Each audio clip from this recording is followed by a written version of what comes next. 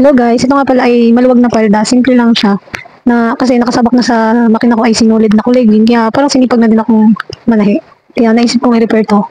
Maluwag talaga tong paldang to. Yan, may split siya doon, tinahi ko lang. Tapos, yan, lagyan ko ng design, parang dible. Tapos medyo stretchable siya, kaya maganda isuot.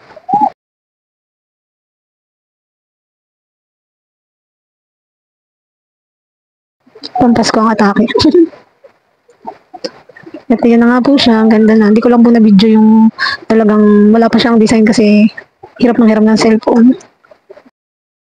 Sa totoo lang po, hirap po talaga ako pagka yung magre-refer. Mas gusto ko po talaga yung bumuo ako ng bago kaysa magre-refer kasi nahirapan po talaga ako. Kaya lang yung iba po, hindi ko din pa po alam kung paano ko tatahiin. Kaya nanonood na lang po ako sa Red Up.